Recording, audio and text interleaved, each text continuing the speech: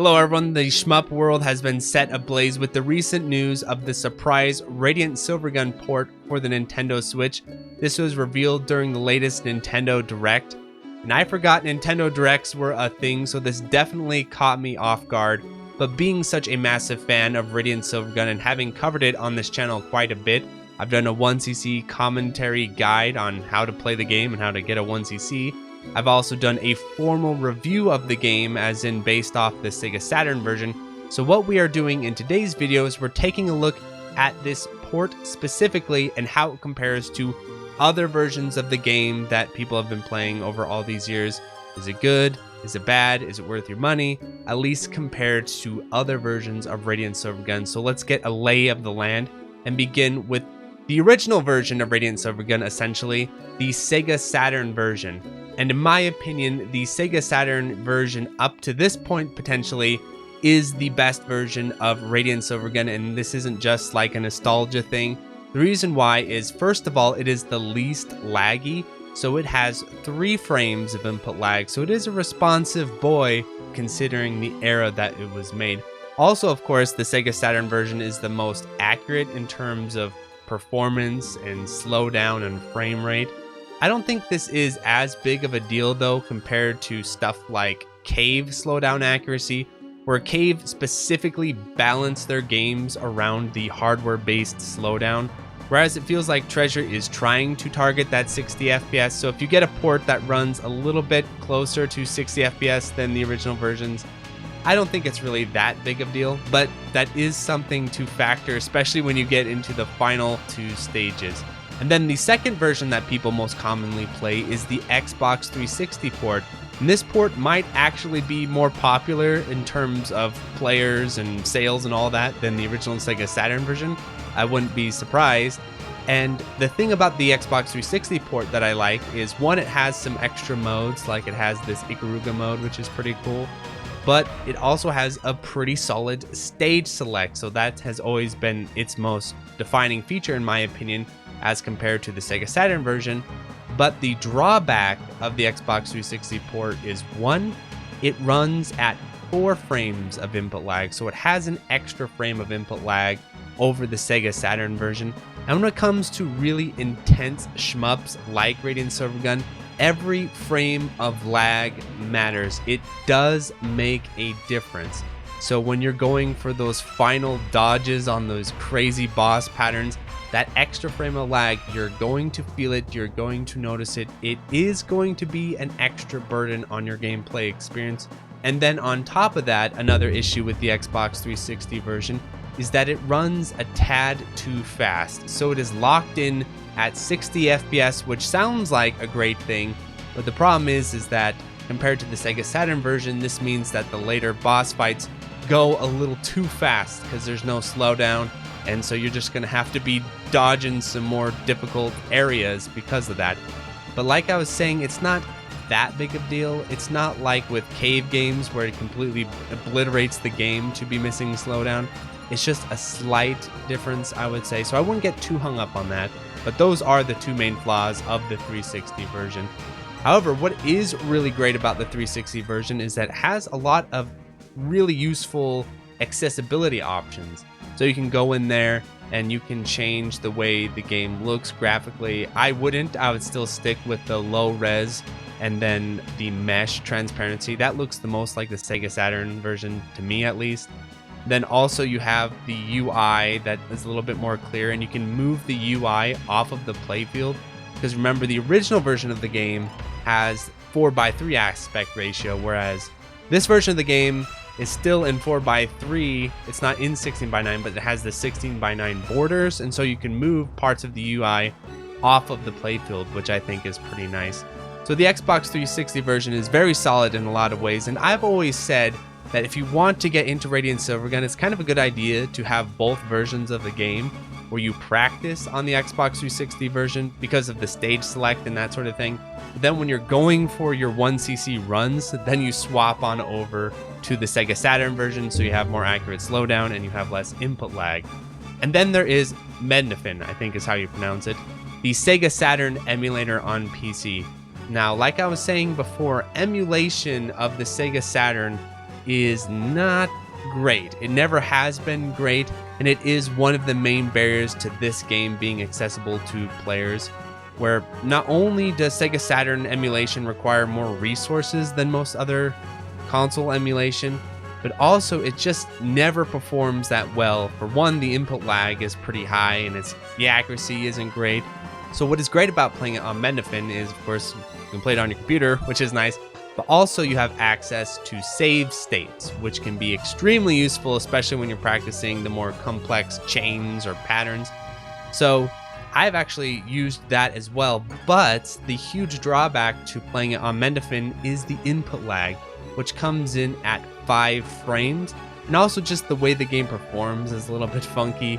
So, you know, it's not like Turtles in Time we talked about in the last video, Cowabunga Collection.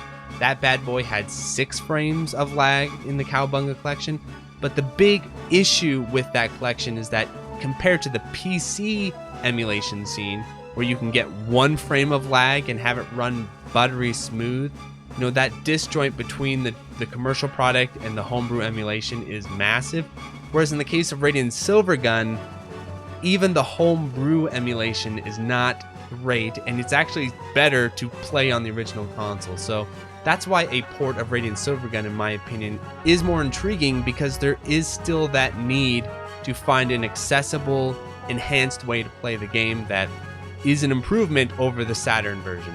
So now we get into the Xbox One version, which is just the backwards compatible version of the Xbox 360 version. But I bring this up because actually a lot of people ask me about this version and say, well, why don't we just play it on the Xbox One? That seems like a good idea. It does, except that it adds an extra frame of lag on top of the 360 version's extra frame of lag. So it's the Xbox 360 version, but with an extra frame of lag coming in at 5 frames of lag, which makes it, in my opinion, the worst version of the game. And so with all of that established, we now come to the new Nintendo Switch version by Livewire. So looking at the footage, you can tell this is very, very likely based off of the Xbox 360 port rather than being based off the Sega Saturn port, which is a big difference. The big difference there is that emulating Sega Saturn games in ports, as we've seen recently with like Ray Force, that just does not tend to turn out well, or Cotton 2 for God's sake. Usually that sort of emulation, which is buggy and not great on PC, is a complete nightmare on commercial products like the Nintendo Switch. Every single Saturn port that we've seen so far that I'm aware of has been a disaster. So I do think Livewire taking an approach of using the Xbox 360 version is more promising, especially since they did such a great job porting some cave Xbox 360 games like Mushihimesma. So coming into this, let's understand what we are looking at here. The Switch port of the game is not a new port, technically speaking. It is a port of a previous port. So really, the question just comes down to, how does this port perform?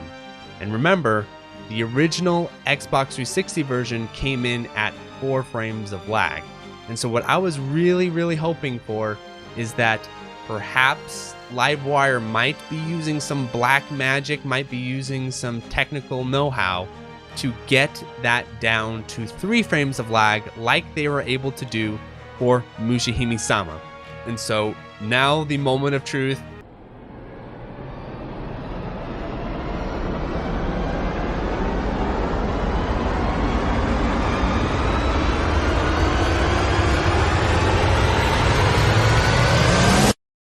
Five frames of lag.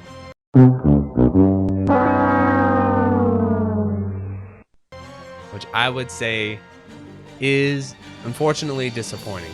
So I was really hoping to see 3 frames of lag like they did with Mushihimesma. At the very least, I was at least hoping for 4 frames so that it would match the Xbox 360 version, which it is the same game, just on a different platform.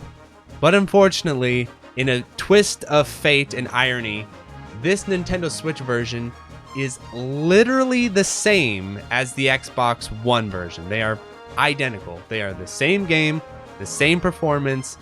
There's no difference. The only difference between the two is that this one, I guess you could play in handheld mode, which is pretty cool.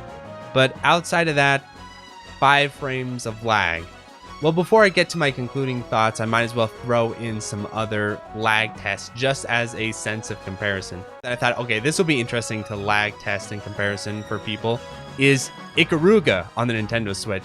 So this is running the same input lag testing setup, same camera, same CRT, everything's the same. You're getting 4 frames of input lag on Ikaruga, which makes sense because Ikaruga has a very polished porting history, but Ikaruga does run better than Radiant Silvergun on the Nintendo Switch in terms of input lag. So what is my final analysis here? This one's a bit of a tough call, but if I were just to recommend or not recommend a port, I would probably say not in this case, because this is just literally the Xbox One version that already exists. Unless you really need to play this in a handheld, I don't really see a whole strong, compelling reason to pick this up, because it plays better on the Sega Saturn. If you don't want to do the Sega Saturn, the literal same game is on the Xbox 360 and it runs better on the Xbox 360.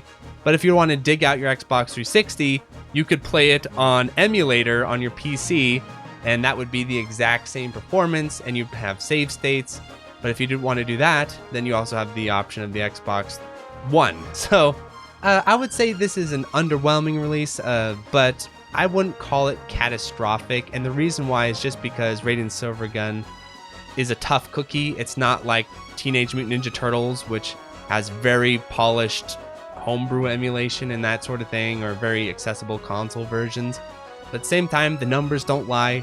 So unfortunately, I can't fully recommend this port, but I don't think it's an atrocity or anything like that either. Just sort of a disappointment, I would say, a missed opportunity. I would have really liked to have seen Livewire go the extra mile like M2 and get that input lag where it needs to be, but you know, it's kind of a fun surprise. Check out Radiant Silvergun on the Saturn. Adios, everyone. So thank you to the $5 patrons: 100, Another Joe, Anthony A, Aaron Solis, Bo, Ben, Blur Reality, Borgie22, Brian Shiver, Chris Yusufovich, Chronic Burnout 3, Clammy Coyote, Cook Some Soup, Corey Mark, Des Audio, Darren Griffin, Disco Stas Leia, DJ420, Praise It, Eric H, FCK, Full Set, Retro Schmupper, Hausu, J, Magellan6276, JLab, JBRPG, John Kelly, Gameboy Guru, K, K2, KZ, Khalil Reedy, Contain, Larridge, Malaise, Mark Toms, Matthew Derekish, Maz, Megadeth 859, Minung, Macklin, Michael Stum, Mitchell Y, Queen Charlene, Nathaniel Davis, and Electron, Neon Dagger Games, Okla Kugels, Psycho Blizzard, Rattlecat, Raoul, Real Skeen, Riff Mason, Rolf015, Sarah, Scanline City, Seesaw FW, 7 Overdose, Shmup Junkie, Sarah Pong, Steve Fiction, The Boot Rex, The Dirty Screech, The N1, TRM Sugumo, Twilight EX, Unikoi Roots, Wabby Legs, and Utakaya. Thanks for watching.